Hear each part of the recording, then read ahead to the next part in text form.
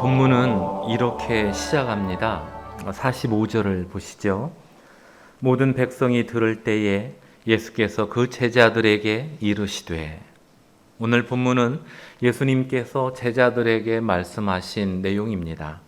정황상 그곳에 모인 무리들도 함께 예수님의 말씀을 들었던 것으로 보입니다. 예수님께서 어떤 말씀을 하셨습니까? 먼저 46절을 보시죠. 긴 옷을 입고 다니는 것을 원하며 시장에서 문안받는 것과 회당의 높은 자리와 잔치의 윗자리를 좋아하는 서기관들을 삼가라. 예수님께서 제자들에게 말씀하시길 서기관들을 삼가라고 하셨습니다. 예수님 당시 서기관들은 주로 율법을 해석하고 가르치는 일들을 맡았습니다. 서기관들의 역할이 매우 중요했다는 이야기입니다. 학교든 교회든 어디든 간에 가르치는 자들의 역할은 중요합니다. 그러므로 가르치는 자들에겐 권위를 부여해 주어야 합니다. 그래야 가르침이 제대로 전달됩니다. 만약 배우는 자들이 가르치는 자들의 권위를 무시하기 시작하면 가르치는 사람만 무시하는 게 아니라 그 사람이 가르치는 내용까지도 무시하기 때문에 결국엔 가르침 받아야 할 내용을 전수받지 못하게 됩니다. 그래서 듣고 배우는 자들은 가르치는 자의 권위를 인정하면서 잘 들어야 합니다. 듣고 배우는 자들만 잘 들으면 됩니까? 아닙니다. 가르치는 자들도 잘 가르쳐야 합니다. 신학교 시절 히브리어를 가르쳐준 교수님은 서울대 법대를 나온 분이었습니다. 학생들은 히브리어와 한글이 섞인 교재로 공부를 했지만 그 교수님은 히브리어와 영어로만 되어 있는 교재로 학생들을 가르치셨습니다. 서울대 법대를 나왔고 영어에도 능통했으며 히브리어도 잘 아셨습니다. 그런데 달변가가 아니었습니다. 아니, 달변가까지는 아니더라도 보통의 수준으로 가르치기만 해도 좋았을 텐데 아쉽게도 전달력이 너무 약했습니다. 듣고 있으면 답답했습니다. 하지만 학생들은 그 교수님을 무시하지 않았습니다. 존경했습니다. 왜냐하면 최고 학벌을 가진 실력자이어서가 아니라 그분의 인격이 훌륭했기 때문입니다. 만약 어떤 스승이 최고 학벌을 가졌고 지식 전달에 있어서도 탁월한데 학생들을 무시하는 태도로 대하거나 가르치는 내용과 정반대의 삶을 살고 있다면 그가 가진 지식은 죽은 지식 아니겠습니까? 그러므로 자기에게 있는 지식을 잘 전달하는 것도 중요하지만 무엇보다 인격적이어야 하고 말뿐만 아니라 일상의 삶에서도 사람들에게 덕이 될 때 진정한 스승으로 여김받습니다. 예수님께서 서기관들을 삼가라고 하신 이유도 여기에 있습니다. 어쩌면 그들은 율법을 해석하고 가르치는 이 일에 있어서는 탁월했으리라 여겨집니다. 하지만 그들의 삶은 그들이 가르쳤던 율법의 내용과 정반대였습니다. 46절을 다시 보시죠. 긴 옷을 입고 다니는 것을 원하며 시장에서 문안받는 것과 회당의 높은 자리와 잔치의 윗자리를 좋아하는 서기관들을 삼가라.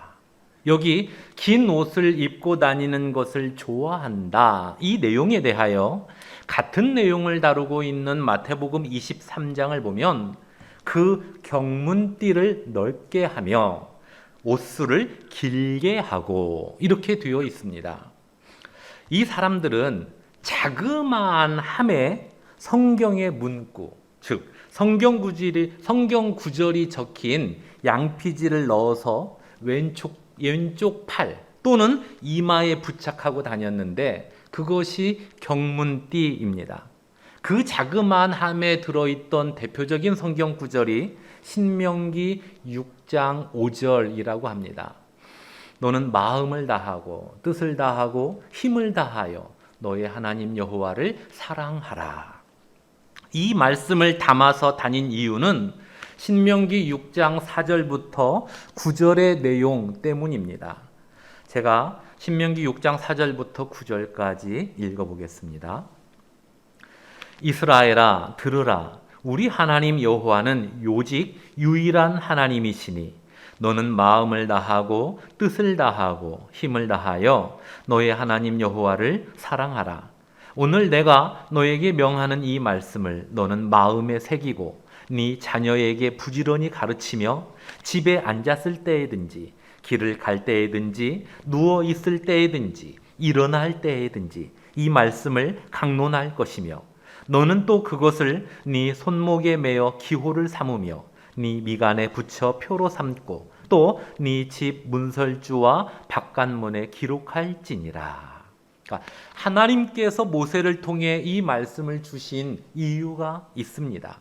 무엇이냐면 하나님의 백성들로 하여금 언제나 하나님의 말씀을 따라 살도록 하라는 의미였습니다. 그러한 이유로 말씀을 마음에 새겨라. 자녀에게 부지런히 가르쳐라. 집에 앉았을 때나 길을 갈 때나 누워 있을 때나 일어날 때 그 어느 때라도 이렇게 강조한 것입니다.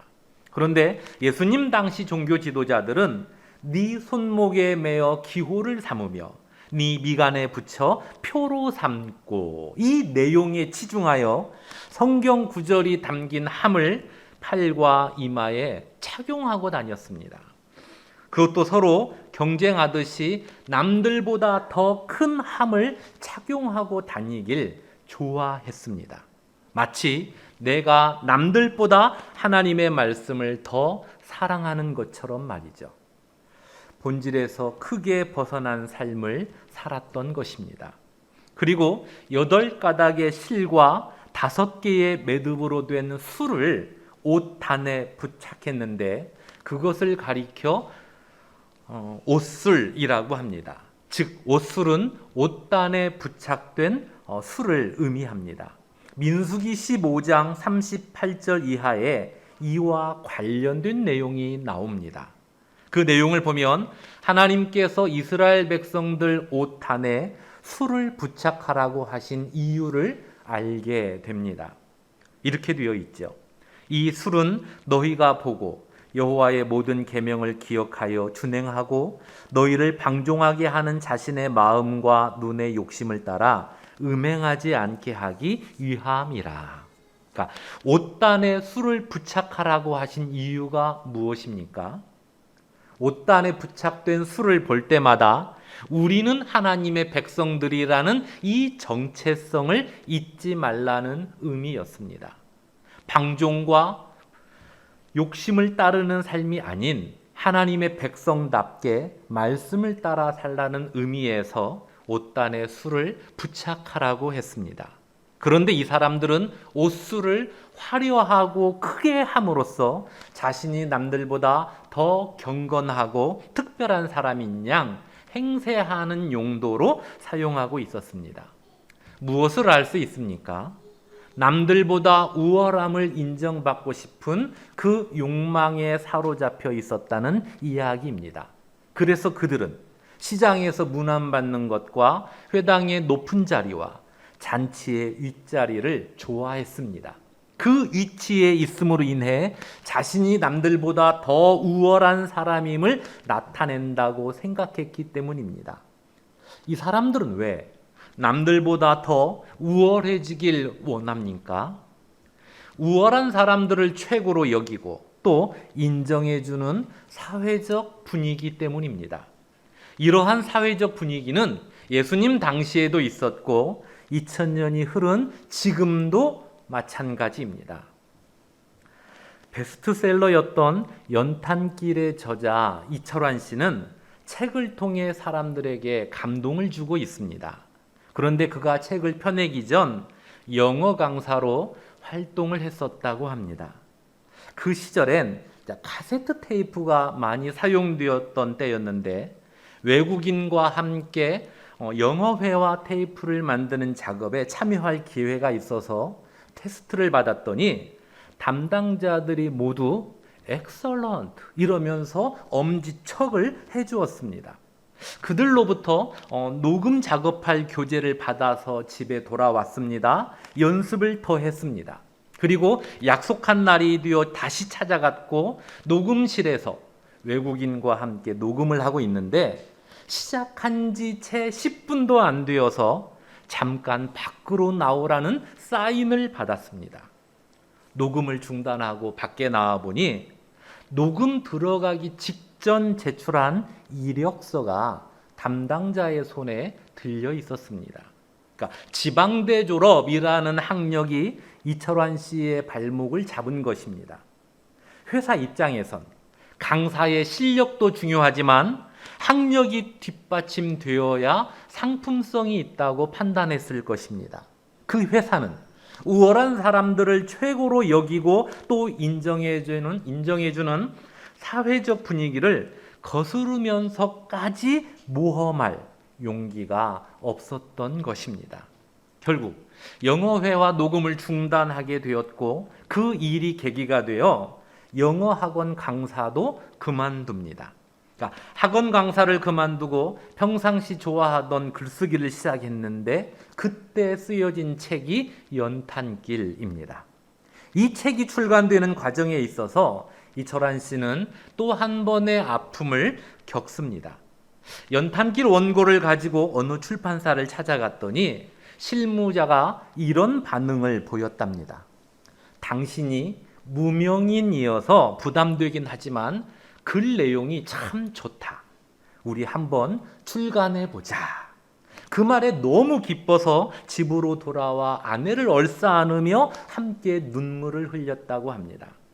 얼마 후 출판사에서 이력서를 보내달라는 연락을 받고 직접 가서 전달했는데 그 뒤로 가타부타 아무런 연락이 없더랍니다. 그러니까 이번에도 지방대학 출신이라는 그의 이력이 문제가 되었던 모양입니다. 아니, 책을 출간하는 데 있어서 글 내용이 좋으면 됐지. 거기에 인류대학의 졸업장까지 따라와야 합니까? 그 출판사 또한 우월한 사람들을 최고로 여기고 또 인정해주는 사회적 분위기를 거스르면서까지 모험할 용기가 없었던 것입니다. 다행히도 다른 출판사에서 연탄길을 출간해 주었기에 우리가 그 좋은 책을 접하게 되었지만 우리가 살아가는 이 사회는 우월한 사람들을 언제나 우선시하고 있습니다. 이에 사람들은 다른 이보다 우월한 개인이 되고자 힘쓰고 있으며 우월한 집단에 속하고자 합니다. 우월한 개인이 되고 우월한 집단에 속하려는 이유가 무엇이겠습니까? 연약한 이들을 섬기려는 목적이겠습니까? 그 목적을 가진 이들도 간혹 있겠지만 대부분의 사람들은 자기의 우월함을 드러내고픈, 그래서 사람들로부터 부러움의 시선을 받고 싶은 그 욕망에 사로잡혀 있습니다. 그 욕망을 가진 자들에 대하여 예수님이 제자들에게 어떤 말씀을 하셨습니까? 그들을 삼가라고 하셨습니다. 그들을 따르지 말라는 의미입니다. 그들을 부러워하지 말라는 의미입니다. 다른 이들보다 내가 우월함을 드러내고픈 그 욕망 자체가 옳지 않은 모습이기도 하고, 그런 사람일수록 일상을 자세히 들여다보면 본받을 만한 구석이 없기 때문입니다. 예수님 당시 서기관들의 일상은 어땠습니까? 예수님은 그들에게서 나타난 두 가지 삶을 언급하셨습니다. 47절을 보시죠. 그들은 과부의 가산을 삼키며 외식으로 길게 기도하니. 성경에서 과부는 어떤 대상입니까? 연약한 대상입니다. 도움이 필요한 사람입니다. 외면해선 안 되는 이들입니다. 자그마한 도움이라도 그들에게 베풀어 주어야 합니다. 이에 예수님께서도 과부를 향해선 좀 더 마음을 쏟아 주셨습니다. 그런데 서기관들은 과부를 어떻게 대했습니까? 과부의 재산을 가로챘습니다.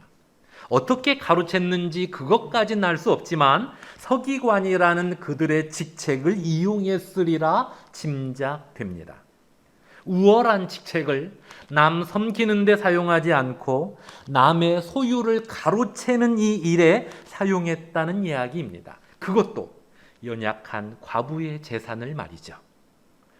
우월함을 드러내고픈 욕망과 연약한 과부의 재산을 가로챈 이 삶의 모습이 매치가 잘 안 되지 않습니까? 자신의 우월함을 드러내고픈 사람이라면 왠지 스케일도 클 것 같다는 생각이 듭니다. 그러나 자신의 우월함을 드러내려고 하는 사람일수록 무슨 짓이든 다 합니다. 상대방이 자기와 비등한 위치에 있든 아니면 매우 연약한 상대이든 가리지 않습니다. 오히려 연약해서 상대하기가 쉬운 사람들을 타겟으로 하는 경우가 있는데 예수님 당시 서기관들이 그런 부류였습니다. 비겁하고 치졸한 사람들입니다. 그런 자신의 모습을 서기관들이 모릅니까? 압니까? 압니다. 그래서 그들은 자신들의 그 치졸하고 비겁한 모습을 숨기기 위하여 또 하나의 삶을 살아갔습니다. 그것이 무엇입니까? 기도였습니다. 그들은 길게 기도했습니다. 기도를 긴 시간 동안 했습니다. 혼자 골방에 들어가 긴 시간 기도했습니까? 아닙니다. 과부의 가산을 가로챈 일에 대하여 회개하고 있습니까? 그것도 아닙니다. 길게 기도하니 앞에 외식으로가 붙어 있습니다. 즉 하나님께 드리는 기도가 아닌 다른 사람들에게 보이려고 일부러 길게 기도했다는 이야기입니다. 영적인 사람인 것처럼 자신을 꾸며댔다는 의미입니다. 영적인 사람인 것처럼 자신을 꾸밈으로써 연약한 과부의 가산을 가로챈 그 비겁하고 치졸한 모습을 감추었다는 내용이죠. 그러한 일상을 살아가면서도 자신이 다른 사람들보다 더 우월함을 나타내려고 했으니 비록 율법을 해석하고 가르치는 일에 있어서는 탁월했을지라도 그들은 진정한 스승이 되지 못했던 것입니다. 아니, 참된 스승이 못 되는 건 물론이고 그들은 더 엄중한 심판을 받게 될 것이라고 예수님께서 말씀하셨습니다. 그러므로 그 서기관들을 삼가라고 하셨습니다. 그들을 따르지 말라는 의미입니다. 그들의 사회적 위치를 부러워하지 말라는 뜻입니다. 그렇다면 예수님의 제자는 어떻게 살아야 합니까? 남들보다 우월해지고픈 그 욕망을 내려놓으면 됩니까? 연약한 자를 짓누르지 않고 그를 잘 섬기면 됩니까?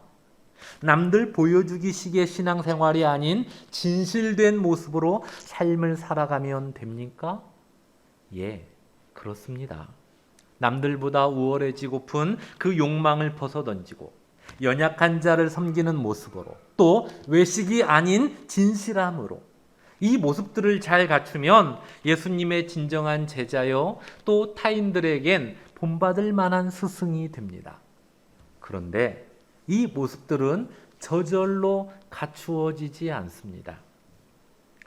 마르바던이라는 미국의 신학자가 있습니다. 신학자인데 딱딱한 분위기의 신학자가 아니라 부드러운 이미지의 신학자입니다. 안식, 위로, 걸어가도 피곤치 아니하며 등등 좋은 책을 펴낸 여성 신학자입니다. 많은 목회자들에게 존경과 사랑을 받는 이 여성 신학자는 한쪽 눈이 보이지 않고 한쪽 귀도 들리지 않고 다리는 보조기구를 차야 걸을 수 있으며 신장 질환으로 20년 넘게 투석을 받으면서 지금도 하루에 20여 알의 그 약을 먹는 중입니다. 그 마르바톤이 이런 말을 했습니다. 하나님께서 인간을 하나님의 형상을 따라 지으셨다는 것은 우리가 하나님을 그 그리워하는 삶을 살도록 만드셨다는 뜻이다. 그러니까 즉 하나님과의 친밀한 관계를 위해 하나님께서 하나님의 형상대로 인간을 창조하셨다는 의미입니다. 그래서 신앙의 핵심은 하나님과의 관계이고, 하나님과의 관계에 있어서 핵심은 약함에 있다고 했습니다. 내가 참으로 연약한 존재임을 인정할 때 하나님 앞에 가까이 나아가게 된다는 의미입니다.